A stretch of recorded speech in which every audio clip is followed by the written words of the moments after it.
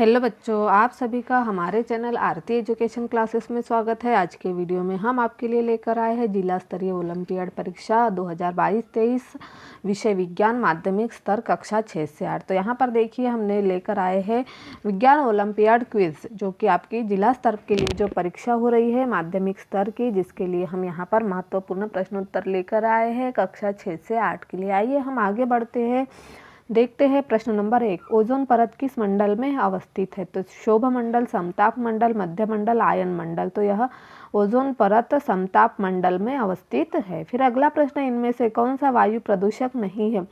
Carbon monoxide, fluorocarbon, methane, oxygen. Oxygen. इनमें से कौन सा वायु प्रदूषक नहीं है? ऑक्सीजन। इनमें से कौन सी गैस अम्ल वर्षा के लिए उत्तरदायी है? Sulphur dioxide, nitrogen dioxide. उपरोक्त दोनों, दोनों नहीं तो उपरोक्त दोनों।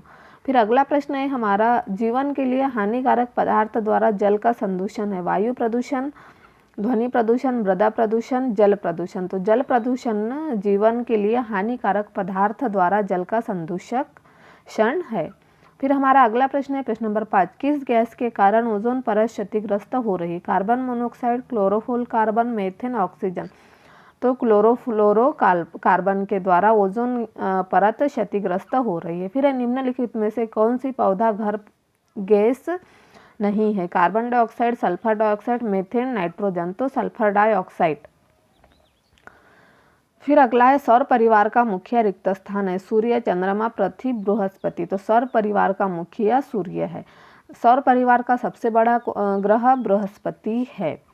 फिर है अगला प्रश्न हमारा, इनमें से कौन सा तारामंडल का उदाहरण है? सप्तर्षि, काल पुरुष। उपरोक्त दोनों, दोनों नहीं। तो इसका सही उत्तर है उपरोक्त दोनों, मतलब सप्तर्षि और काल पुरुष तारामंडल का उदाहरण नहीं है।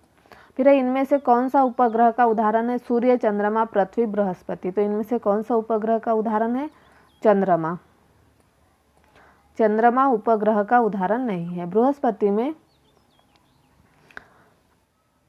1300 पृथ्वियाँ समा सकती है। बृहस्पति इतना बड़ा ग्रह है कि जिसमें 1300 पृथ्वियाँ समा सकती है। फिर अगला निम्नलिखित में से कौन सौर परिवार का सदस्य नहीं है? क्षुद्र ग्रह, उपग्रह, तारामंडल, धूमकेतु। तो तारामंडल सौर परिवार का सदस्य नहीं है। फिर अगला प्रश्न है हमारा, निम्नलिखित में से कौन सूर्य का ग्रह नहीं है? सिरियस, बुध, पृथ्वी और शनि। तो यह सिरियस जो है वह तारामंडल का सूर्य का ग्रह नहीं है। फिर सूर्य से सबसे अधिक दूरी वाला यह वरुण है। कौन सा ग्रह है? पृथ्वी, मंगल, अरुण, वरुण। तो सूर्य से सबसे अधिक दूरी वाला ग्रह है वरुण। वर्ण के रक्ताभ प्रतीत होने वाला ग्रह मंगल है। जो वर्ण है, वर्ण के रक्ताभ प्रतीत होने वाला ग्रह कौन सा है? मंगल है। फिर रिक्त स्थान किसी औषधीय पिंड के चारों ओर चक्कर नहीं लगाते? तारे, ग्रह, उपग्रह, धूमकेतु। तो तारे किसी आकाशीय पिंड के चारों ओर चक्कर नहीं लगाते। आर्यभट्ट भारत का प्रथम कृत्रिम उपग्रह था। जो आर्यभट्ट है वह क्या था? भारत का प्रथम कृत्रिम उपग्रह था। फिर अगला है हमारा, सूर्य के चारों ओर परिक्रमा करने वाले पिंड रिक्त स्थान कहलाते? तारे, ग्रह, उपग्रह, धूमकेतु। तो क्या कहलाते हैं? वह ग्रह कहलाते हैं।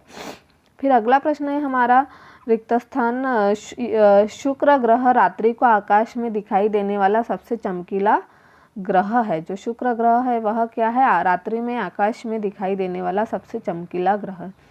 प्रकाश वर्ष रिक्त स्थान दूरी का मात्रक है? समय, दूरी, चाल, द्रव्यमान। तो प्रकाश वर्ष दूरी का मात्रक है। इनमें से कौन सा अंग मानव नेत्र से संबंधित है? कॉर्निया, प्राकाशिक तंत्रिका, रेटिना। उपरोक्त सभी। तो इनमें से कौन सा अंग मानव नेत्र से संबंधित है? उपरोक्त सभी। आपतन कोण परावर्तन कोण के बराबर होता है? सदैव, कभी कभी, विशेष दशाओं में, कभी नहीं। तो आपतन कोण परावर्तन कोण के बराबर होता है सदैव। रिक्त स्थान केंद्र पर मोटा होता है? अवतल लेंस, उत्तल लेंस, समतल लेंस। उपरोक्त सभी। तो यह क्या हो जाएगा? इसका सही उत्तर उत्तल लेंस केंद्र पर मोटा होता है। दर्पण जैसे चिकने पृष्ठ से होने वाले परावर्तन को रिक्त स्थान कहते हैं? नियमित परावर्तन, विसरित परावर्तन। उपरोक्त दोनों, दोनों नहीं। तो इसे हम कहेंगे नियमित परावर्तन। इसे क्या कहेंगे हम? नियमित परावर्तन। एक समतल दर्पण के सामने 1 किलोमीटर दूर खड़ा एक व्यक्ति अपने प्रतिबिंब से रिक्त स्थान मीटर दूर दिखाई देगा। 1 2 3 4, तो यह 2 मीटर दूर दिखाई देगा। फिर है प्रकाश के अपने घटक रंगों में विभक्त होने को रिक्त स्थान कहते हैं। परावर्तन, अपवर्तन, प्रकीर्णन, विक्षेपण, तो उसे हम क्या कहेंगे? विक्षेपण कहते हैं। सूर्य का प्रकाश रिक्त स्थान रंगों से मिलकर बना है। 5 6 7 8, तो कितने रंगों से मिलकर बना है? 7 रंगों से मिलकर बना है। परावर्तन के कितने नियम होते हैं? 1 2 3 4, तो परावर्तन के 2 नियम होते हैं। कितने नियम होते हैं? 2। 29 नंबर का प्रश्न है, समतल दर्पण द्वारा बनाया गया प्रतिबिंब कैसा होता है? आभासी दर्पण के पीछे तथा अवर्धित, आभासी दर्पण के पीछे तथा बिंब के साइज के बराबर, वास्तविक दर्पण के पृष्ठ पर तथा अवर्धित और वास्तविक दर्पण के पीछे तथा बिंब के साइज के बराबर। तो इसका सही उत्तर है आभासी दर्पण के पीछे तथा बिंब के साइज के बराबर होता है। फिर यदि आपतन कोण का मान 45 अंश है तो परावर्तन कोण का मान कितना होगा? यदि आपतन कोण का मान 45 अंश है तो परावर्तन कोण भी 45 अंश ही होगा।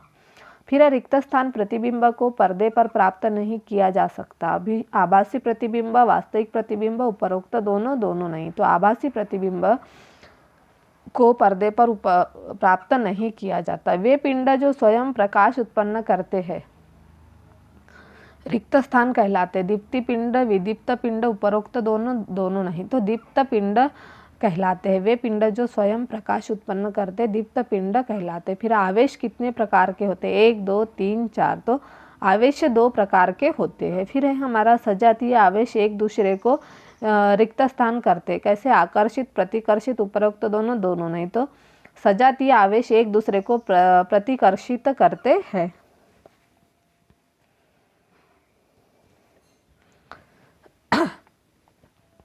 प्रश्न नंबर 35 है, पृथ्वी के अचानक कांपने पर थरथराने को रिक्त स्थान कहते हैं, भूकंप कहते हैं।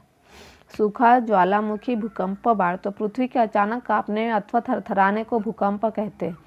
जब आवेश गति करते हैं तो रिक्त स्थान बनते। विद्युत धारा, विद्युत विभव, विभव प्रेरण, विद्युत तीव्रता, तो उसे विद्युत धारा बनती है। जब आवेश गति करते हैं तो विद्युत धारा बनती है। कांच के छड़ को रेशम से रगड़ने पर उसमें रिक्त स्थान उत्पन्न होता है। ऋणी आवेश, धन आवेश, उपरोक्त तो दोनों आवेश उत्पन्न होते, कोई आवेश उत्पन्न नहीं होता, तो धन आवेश। कांच के छड़ को रेशम से रगड़ने पर उसमें धन आवेश उत्पन्न होता है। फिर हमारा अगला प्रश्न है, निम्नलिखित में से किस घर्षण द्वारा आसानी से आवेशित नहीं किया जा सकता? ऊनी वस्त्र, फूला हुआ गुब्बारा, प्लास्टिक का पैमाना, तांबे की छड़, तो तांबे की छड़ को आवेशित नहीं किया जाता। फिर है, भारत के किस राज्य में भूकंप के झटके अधिक संभावित है? राजस्थान, कश्मीर, गुजरात, उपरोक्त सभी, तो राजस्थान, कश्मीर, गुजरात में भूकंप के झटके संभावित है। फिर हमारा अगला प्रश्न है प्रश्न नंबर 40, इनमें से कौन सी मानव निर्मित दुर्घटना है? भूकंप, ज्वालामुखी, बाढ़, सड़क दुर्घटना, तो मानव निर्मित दुर्घटना है सड़क दुर्घटना, जो कि मानव के द्वारा होती है। और भूकंप, ज्वालामुखी, बाढ़ यह आपदिक प्राकृतिक घटना है। फिर है प्रश्न नंबर 41, विद्युत धारा के प्रवाहित होने के मार्ग को रिक्त स्थान कहते हैं। विद्युत चालक, विद्युत लेपन, विद्युत परिपथ, उपरोक्त सभी, तो उसे हम कहेंगे विद्युत परिपथ। विद्युत धारा के प्रवाहित होने के मार्ग को हम विद्युत परिपथ कहते हैं। फिर हमारा अगला प्रश्न है, ऐसे पदार्थ जिसमें होकर विद्युत धारा प्रवाहित हो जाती है विद्युत के रिक्त स्थान कहलाते हैं। सुचालक, कुचालक, हीन चालक, उपरोक्त सभी, तो ऐसे पदार्थ जिनमें होकर विद्युत धारा प्रवाहित हो जाती है विद्युत के सुचालक कहलाते हैं। फिर इनमें से कौन सा रासायनिक पदार्थ विद्युत का चालन करता है? नलों का पानी, नींबू का रस, लवण, उपरोक्त सभी, तो उपरोक्त सभी।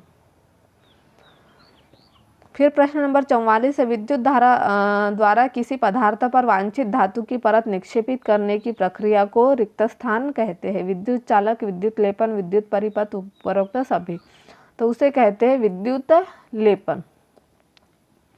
फिर हमारा अगला प्रश्न, इनमें से कौन सा प्रभाव विद्युत धारा से संबंधित है? तो ऊष्मीय प्रभाव, चुंबकीय प्रभाव, रासायनिक प्रभाव, उपरोक्त सभी। तो इनमें से कौन सा प्रभाव विद्युत धारा से संबंधित है? उपरोक्त सभी। किसी विलयन से विद्युत धारा प्रवाहित होने पर रिक्त स्थान प्रभाव उत्पन्न होता है। ऊष्मीय, चुंबकीय, रासायनिक, उपरोक्त सभी। तो चुंबकीय। कैसे होता है? चुंबकीय प्रभाव उत्पन्न होता है।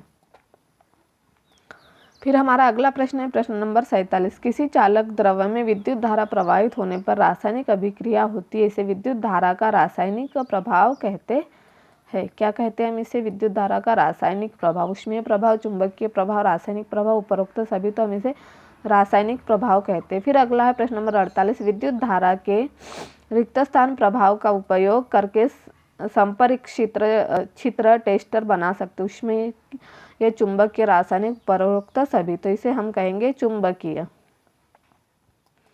फिर अगला है विद्युत हीटर विद्युत धारा के रिक्त स्थान प्रभाव के सिद्धांत पर आधारित है। ऊष्मीय, चुंबकीय, रासायनिक, उपरोक्त सभी। तो ऊष्मीय। विद्युत हीटर विद्युत धारा के ऊष्मीय प्रभाव के सिद्धांत पर आधारित है।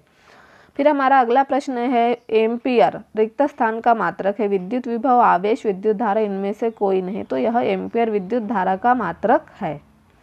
तो इस तरह से हमने यहाँ पर प्रश्न नंबर 50 तक पूर्ण किए। इससे आप आपकी ओलंपियाड परीक्षा जो जिला स्तर पर होने वाली है उसके लिए पूर्ण कर लीजिए। और इस तरह से यदि आप हमारे चैनल पर नए हो तो हमारे चैनल को सब्सक्राइब ज़रूर कर लीजिए और बेल आइकन को प्रेस करना ना भूलिए, ताकि आपको हमारे आने वाले वीडियो के नोटिफिकेशन मिलते रहेंगे।